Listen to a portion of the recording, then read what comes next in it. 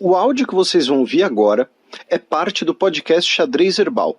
Caso vocês queiram ouvir mais sobre esse assunto e outros temas de política internacional, é só ir em xadrezherbal.com. Bem, passemos para a coluna aberta na qual eu e o Felipe daremos um giro pelo velho continente.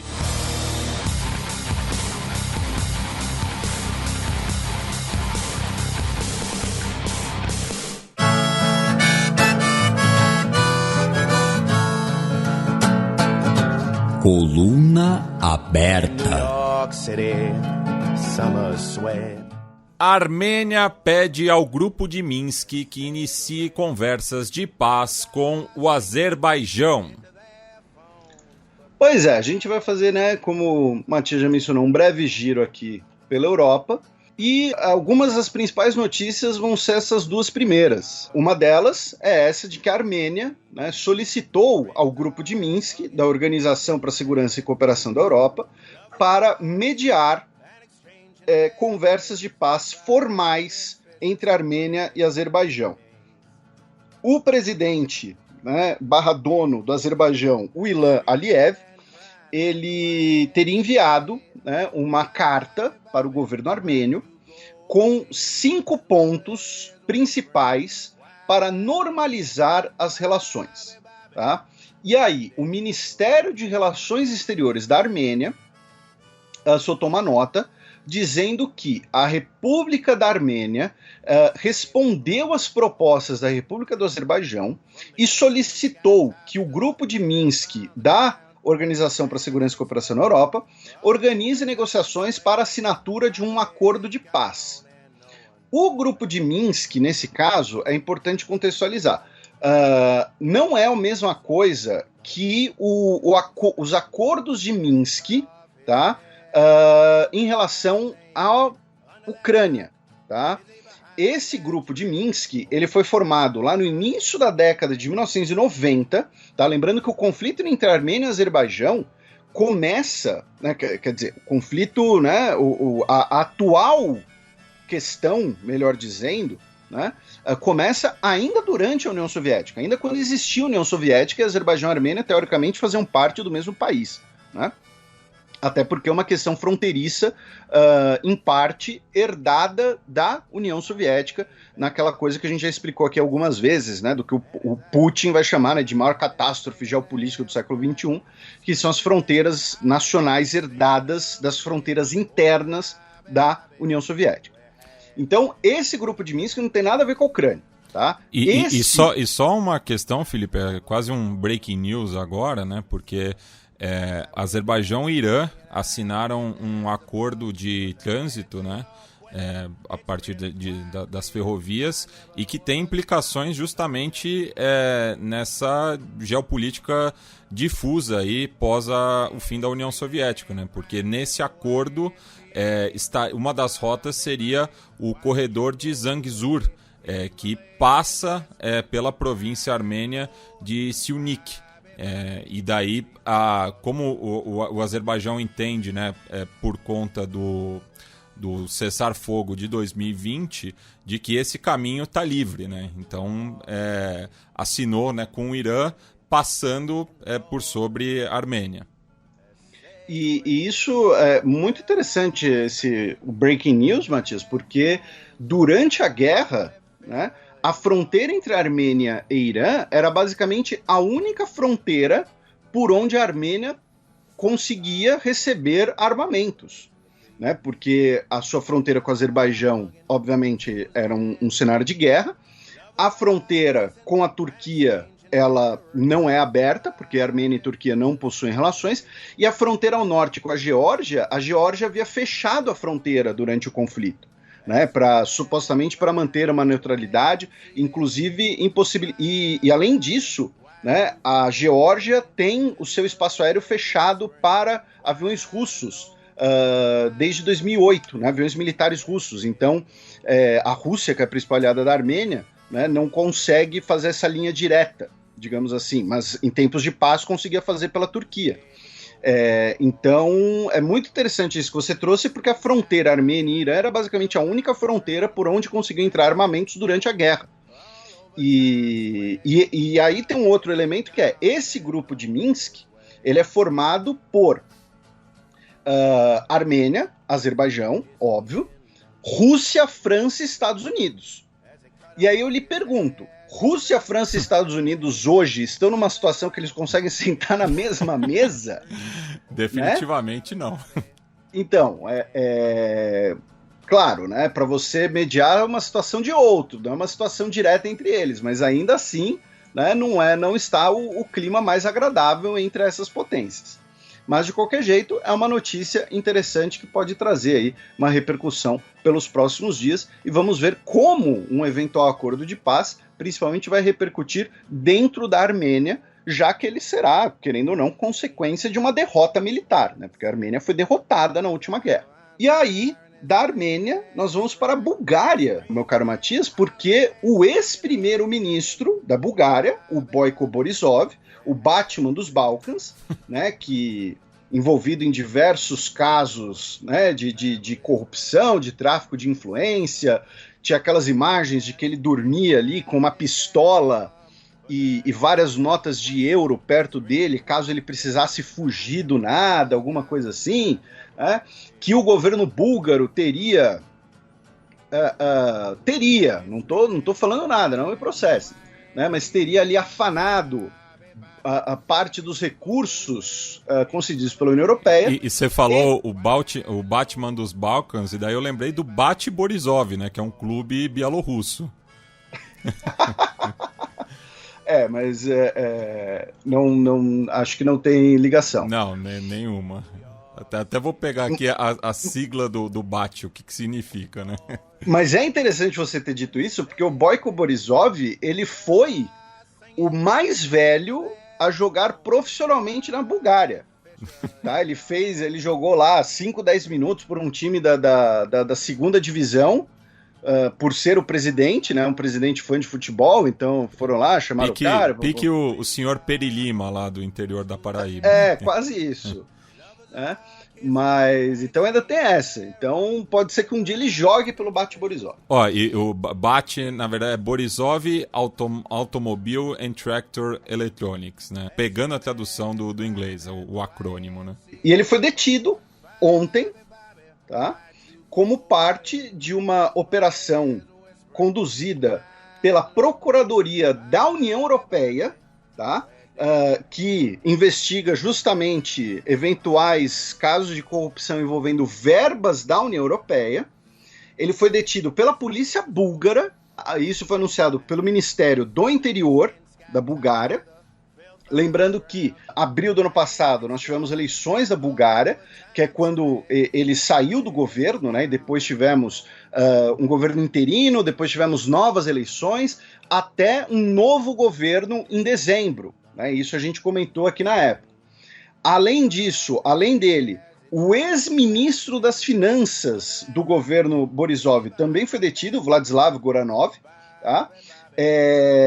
E as autoridades búlgaras afirmaram que vão cooperar completamente com as autoridades europeias, que têm, segundo a procuradora Laura Kovesi, que assim, para nós que somos historiadores, ainda é curioso, né? Porque a procuradora ainda por cima é romena, né? É uma instituição da União Europeia? Mas é curioso uma romena investigando os búlgaros, né? Já que nós temos ali uma certa rivalidade da vizinhança. Nos Cárpatos.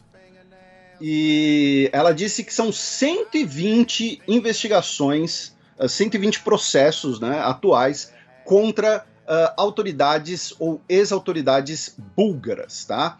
Ele ainda não foi acusado formalmente, ele foi detido para esclarecimentos e, por isso, ele pode ser detido por até 24 horas antes de denúncias formais serem abertas, tá? Mas então, tá explicado, né, fica muito claro o porquê que ele queria, né, continuar disputando as eleições e não queria perder o cargo, né? Então tá aí ele, seu ex-ministro das Finanças e outras pessoas ligadas ao governo, ao ex-governo búlgaro, agora detidas e vão ter que prestar esclarecimentos sobre eventuais mau usos de verbas de origem da União Europeia. Da Bulgária, a gente vai a uma distância bastante grande, né? Vamos até a Finlândia. Esse roteiro tá muito aleatório, né? O que eu posso fazer? A gente vai indo do leste para o oeste, né? Mas enfim. A Finlândia inaugurou, né, a sua usina nuclear de Olkiluoto 3. É o primeiro reator nuclear a ser colocado em atividade para a produção comercial de energia na Europa em 15 anos, tá? E essa é uma notícia muito interessante, por quê? Porque, assim, é claro que o reator ficou pronto, ele era para ter ficado pronto mais de 10 anos atrás, ele sofreu vários atrasos por questões de verba e tal, mas, assim, é claro que ele ser inaugurado nesse momento é uma coincidência. Porém, não deixa de ser uma coincidência interessante devido a algo que a gente tem comentado aqui, que é a União Europeia, a União Europeia não, mas vários países europeus, nos últimos anos, né, diminuíram seus investimentos em energia nuclear. No caso da Alemanha, especialmente, nós temos o phase-out, né, que a Alemanha usava bastante energia nuclear e anunciou que iria desativar todas as suas usinas nucleares. Muita gente, às vezes, coloca isso na conta da Angela Merkel. Mas é importante lembrar duas coisas. Que, primeiro, que isso começa no governo do Gerhard Schröder, tá, o antecessor dela, e por uma pressão especialmente do Partido Verde, né, que fazia aliança com o governo Schröder, né, com o SPD, ele era do SPD, e isso foi aprovado no parlamento. Né? Então, muita gente coloca isso na conta da Merkel, tal, mas não tinha como a Merkel simplesmente na canetada reverter a política que foi acordada. O que se comenta é a coincidência, né? Aqui é uma grande coincidência, tá? Eu não estou acusando ninguém, né, de nada. Que assim, o Gerhard Schröder, ele, durante seu governo, começa o phase-out da energia nuclear na Alemanha, por conta de questões ambientais, né, por conta dessa pressão do Partido Verde, e essa política ela acaba ganhando força com o desastre de Fukushima de 2011. Só que o Gerhard Schröder, depois, ele vira executivo do Nord Stream e das Rosneft, e não lembro se e da Gazprom também, né, que são empresas ligadas à Rússia, para o fornecimento de gás natural. E, óbvio, quando a Alemanha passa a usar menos energia nuclear, ela precisa compensar isso de alguma maneira. Então, como é que isso foi compensado? Com o gás natural russo. Então, se o Gerhard Schröder, né, se isso não teria, né, relações ali, dele falar, olha, né, vamos começar a usar menos energia nuclear, vamos usar mais gás natural vindo da Rússia, tem que ver isso também. Então, assim, a Finlândia inaugura essa usina nuclear, a primeira usina nuclear em 15 anos, num momento em que a França já anunciou mais investimentos em energia nuclear, e o novo governo alemão, do Olaf Scholz, que é do SPD, e que tem os verdes na coligação, né, já falou que pode considerar reverter a política de phase-out alemã. Que, repito, ela ganha muita força com Fukushima durante o governo Merkel, porém, ela começa no governo anterior que tinha a participação dos verdes no governo. Então, repito, óbvio que a inauguração nesse momento é uma grande coincidência, mas é uma coincidência bastante interessante, e a Finlândia, que consome todo o seu gás natural, ele vem de origem russa, até porque está ali do lado. É uma fonte, entre aspas, conveniente de energia. Da Finlândia, nós vamos para os Países Baixos, apenas aqui rapidamente para repercutir, que tivemos eleições para os conselhos municipais nos Países Baixos, e os partidos locais, eles não apenas foram os que ganharam mais votos, mas também foram os que mais cresceram, basicamente em detrimento de todos os grandes partidos nacionais. Tá? A maior parte dos grandes partidos nacionais diminuíram a sua presença nos conselhos municipais, tá? E os partidos locais, e o que são esses partidos locais? Então, assim, como por exemplo, o partido que foi mais votado em Roterdã é um que se chama, traduzindo, né, Roterdã Habitável, que é um partido que ideologicamente está à direita, porém as pautas deles são questões da cidade, especialmente. Porém, esse é um caso interessante porque teve uma matéria, né, que teve um ouvinte nosso que nos mandou no Twitter, nos marcou, na verdade, que é que, assim, esse habitável pode ser inclusive um apito de cachorro, né, o chamado apito de cachorro, que seria o seguinte: olha, Roterdã, nos últimos anos, ela tem deixado de estar habitável, porque tá chegando uma galera diferente, né? Tá chegando um povo meio esquisito, um povo que, assim, eles são um pouco mais morenos, né? Então não tá tão habitável assim, né? Então tem isso de interessante de se manter em vista. Mas o fato é que... E Felipe, cabe lembrar, né, que o atual prefeito de Roterdã é de origem marroquina, né? Pois é. Eu tinha até esquecido disso, mas eu lembro que você comentou na época que ele foi nomeado. E é até curioso, né, pensar que existe uma grande comunidade marroquina nos Países Baixos, pensando na distância, né? Porque seria mais conveniente, vamos dizer, irem para a Espanha ou para a França, né? E no caso da Espanha e da França, tem até ligações de um passado, né, de dominação, né, colonial. Isso. Mas enfim, o fato é que os grandes partidos, quase todos eles, saíram menores do que entraram nas eleições para os conselhos municipais nos Países Baixos. Tá? Essa acaba sendo, entre aspas, né, a notícia. É claro que a gente não vai ficar passando aqui cidade por cidade, mas temos vários ouvintes que moram nos Países Baixos, fique à vontade aí para compartilhar as suas experiências, suas impressões, enfim, como é que foi. Dos Países Baixos, vamos para a França. Tá?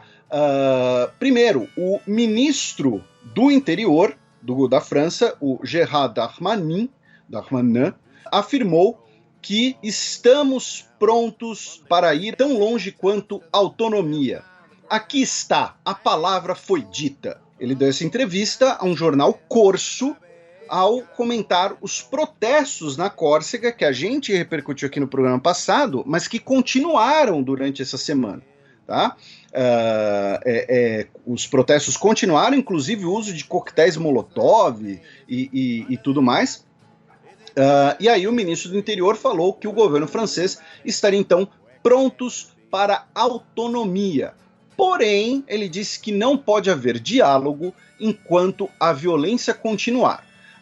O retorno à calma é uma condição essencial. Tá? E aí, por outro lado, né, a líder do parlamento regional, a Marie-Antoinette Maupertuis, afirmou que a ilha, né, os habitantes da ilha, precisariam de fortes sinais antes de acreditar que a mudança está vindo.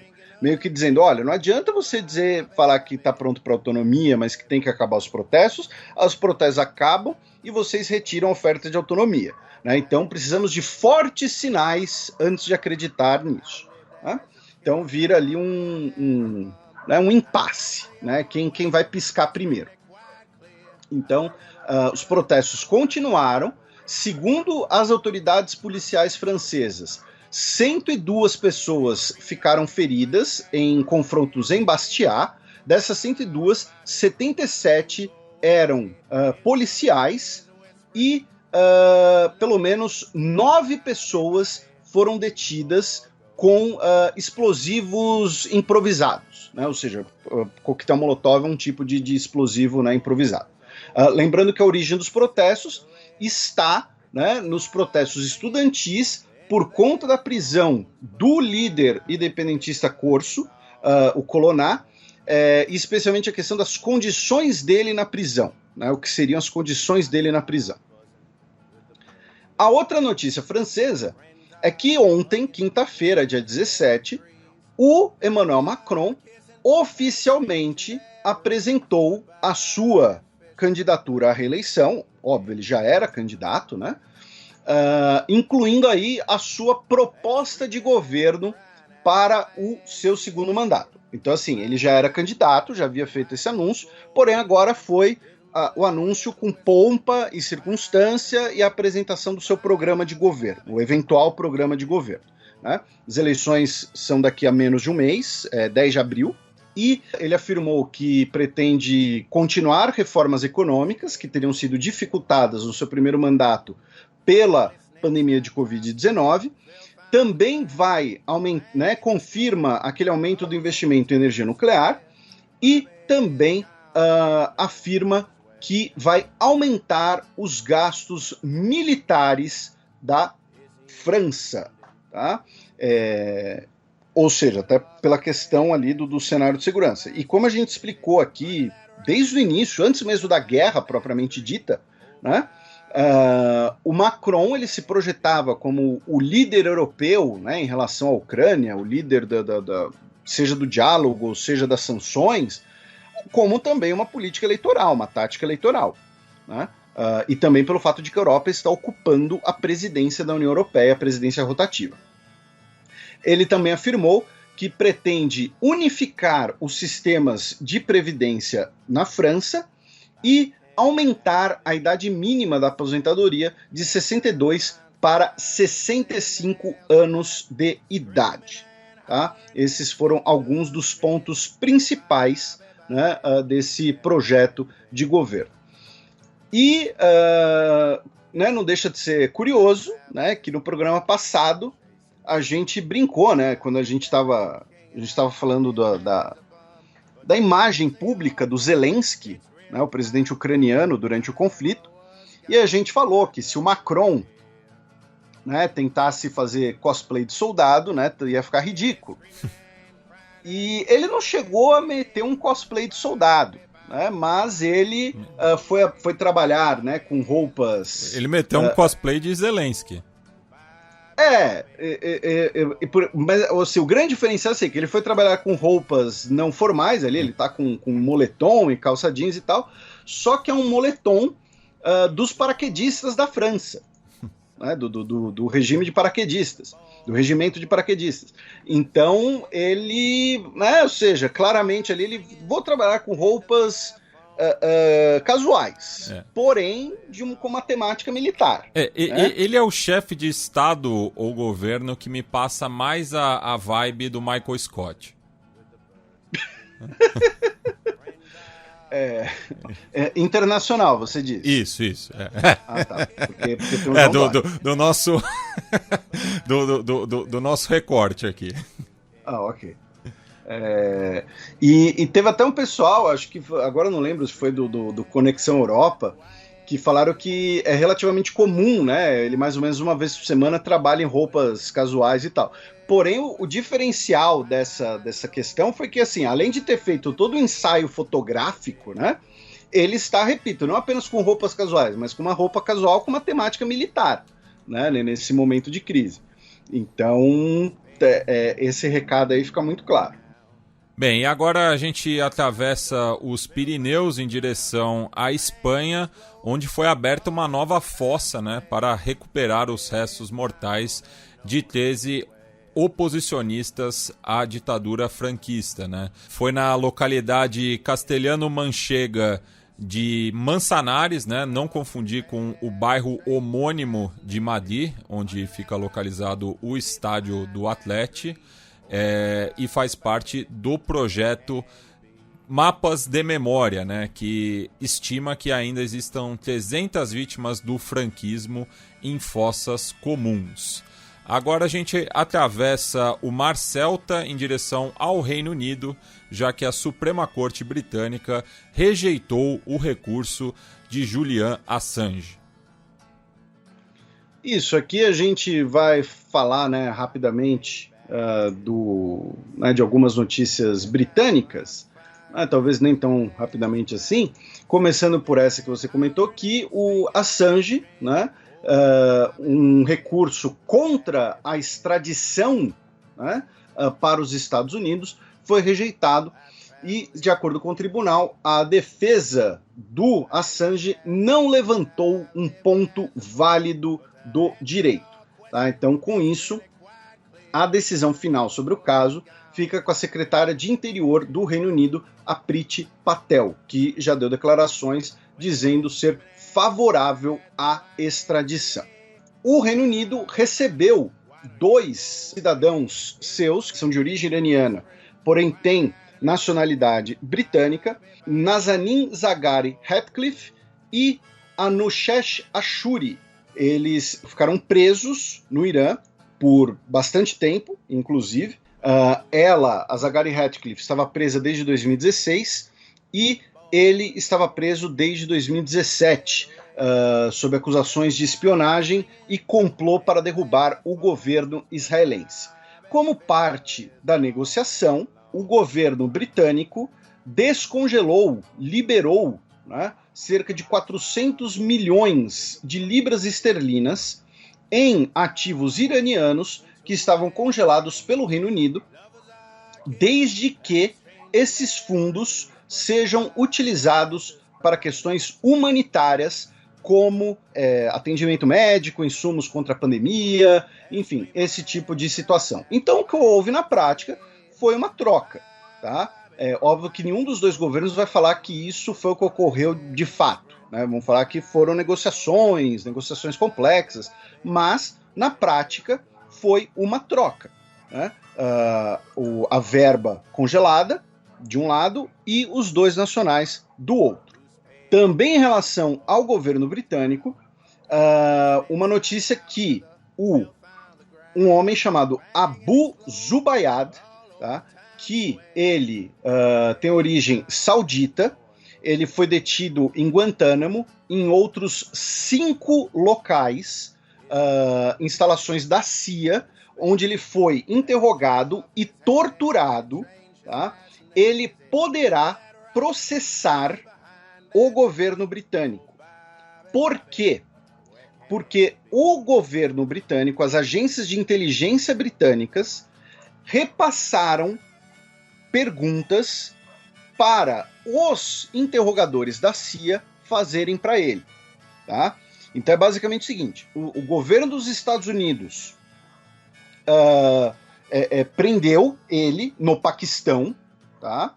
Levou ele para diversos locais, como Guantánamo e Polônia, onde ele foi interrogado e torturado, e o governo dos Estados Unidos perguntava, né, coisas do tipo: não, o que você sabe sobre Osama Bin Laden? E aí as autoridades de inteligência britânicas, como do M5 e do M6, enviaram perguntas a serem feitas, né? Então, sei lá, por exemplo, o que você sabe sobre o atentado no metrô de Londres? Né? Ao fazerem isso, essas autoridades tornaram o Reino Unido cúmplice da tortura, e por isso ele poderá processar o governo britânico, tá? É mais ou menos isso.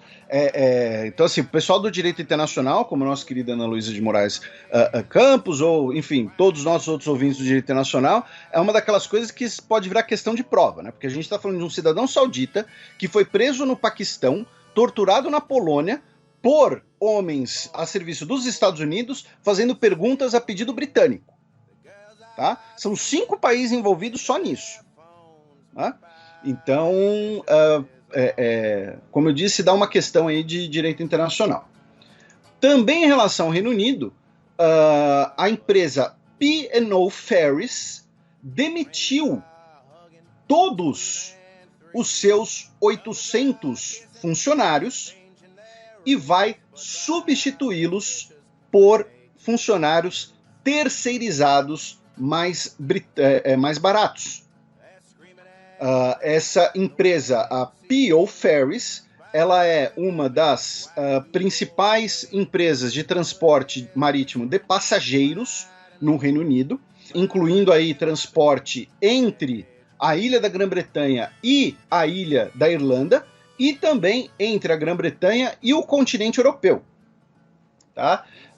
Funcionários e movimentos sindicais já estão organizando grandes protestos em Dover, Liverpool e Hull. Né? Dover, que fica no sul, Liverpool, que fica no noroeste, e Hull, onde o time de futebol é laranja. Tá? Que fica em Yorkshire.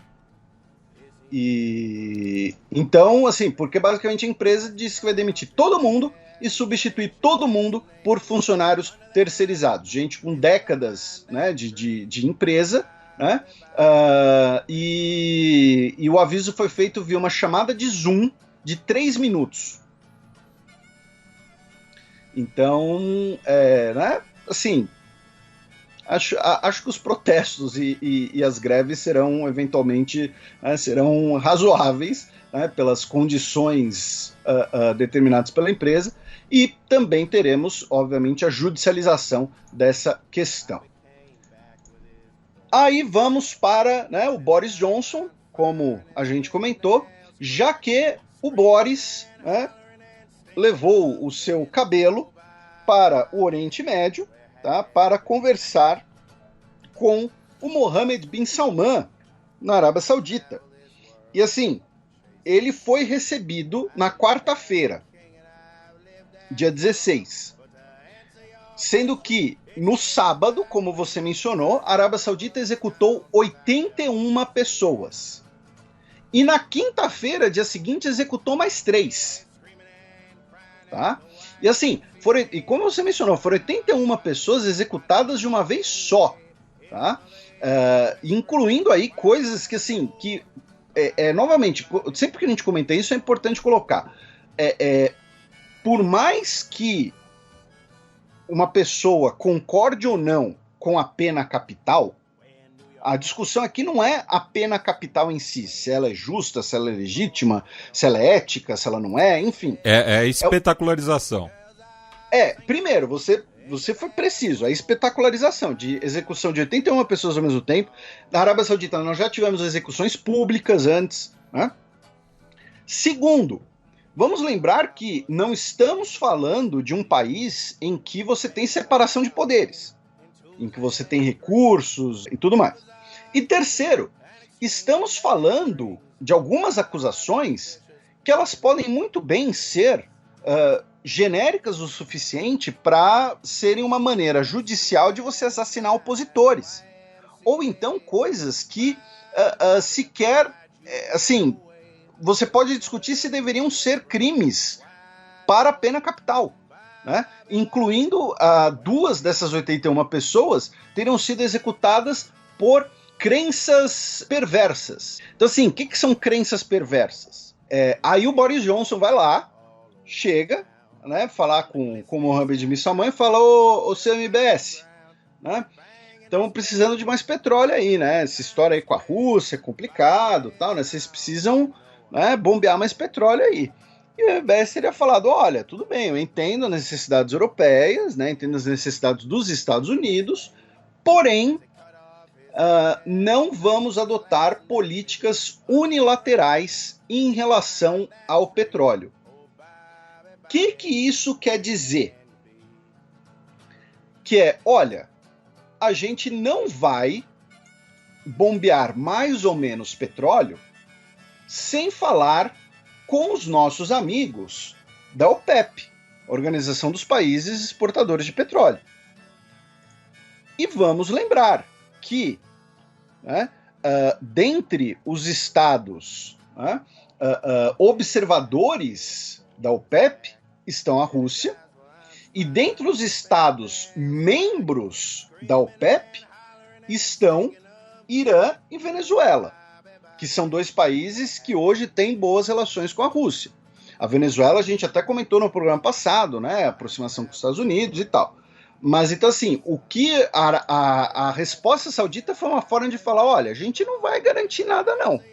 A gente não vai começar a bombear mais petróleo só porque vocês querem, não. Porque se a gente bombear mais petróleo, inclusive, o preço vai abaixar e a gente vai ganhar menos dinheiro, né? Então, assim, ele deu uma resposta diplomática protocolar, né, de que, olha, não dá para garantir nada, né? Uma resposta, assim, interessante de ficar de olho. Conversaram também sobre outros temas, conversaram sobre temas regionais, conversaram sobre temas armamentistas. Vamos lembrar que a Arábia Saudita compra muita arma britânica, muita munição britânica, né? E aí, respondendo perguntas da imprensa, né, ele disse que o Boris Johnson, né, disse que ele sim tocou na questão dos assuntos dos direitos humanos ao se encontrar com o Mohammed bin Salman. Né? Ele falou que sim, que tocou no assunto, tal, tá na matéria da BBC, inclusive. E claro, a gente já falou aqui, a gente sabe muito bem como foi essa conversa sobre direitos humanos. Né? Boris Johnson virou e falou: MBS, direitos humanos, hein? Você tem que, vocês podiam dar uma segurada uma galera, aí, né? O MBS respondeu: embaçado. Foda. Foi isso, foi essa conversa. Ou então, se o MBS tivesse um pouco mais animado, ele teria respondido: petróleo, né? Foi isso. Aí você falou: toquei no assunto dos direitos humanos. Sim, tocou, tenho certeza que você tocou. Direitos humanos. Não posso fazer nada, né? Você falou: direitos humanos, MBS. Embaçado, né, Boris? E o Chelsea, hein? Posso comprar? Foi isso. Foi essa conversa sobre direitos humanos. Né? Direitos humanos para sunitas direitos. E aí, para a gente fechar esse bloco, 2 notícias europeias, por assim dizer. Uma delas, do dia 15, foi que a Intel, né, a gigante de tecnologia, né, dos processadores, né, se você cresceu nos anos 90, você lembra da musiquinha do Pentium, né, do comercial, a Intel anunciou um plano de 33 bilhões de euros para os próximos 4 anos para expandir a sua presença e capacidade fabril na União Europeia. Tá? Isso vai incluir 12 bilhões de euros para expandir a sua fábrica na Irlanda e 17 bilhões de euros para a construção de 2 novas fábricas em Magdeburgo, na Alemanha. Tá?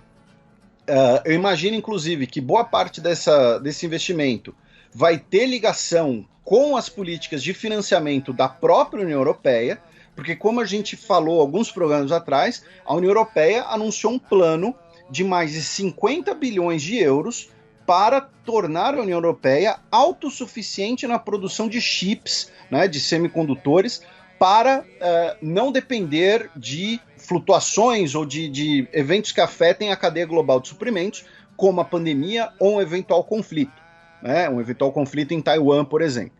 Então, segundo a Intel, também serão criados 7 mil postos de trabalho para as construções e 3 mil postos de trabalho permanentes depois que as obras estiverem concluídas. Tá? Então, é uma expansão da produção de chips dentro da União Europeia para autossuficiência. Não depender de Taiwan, da China, da Coreia do Sul, ou do comércio global, ou de algum navio que encalhe no canal de Suez, alguma coisa do tipo. E a outra notícia, não é exatamente uma notícia, tá? Mas saiu no Político, né? Que a União Europeia teria chegado num acordo com autoridades da Índia e dos Estados Unidos e da União Africana que países em desenvolvimento, países mais pobres, que não sejam exportadores de vacina, possam produzir vacinas patenteadas sem a necessidade do consentimento e de contratos prévios. Tá?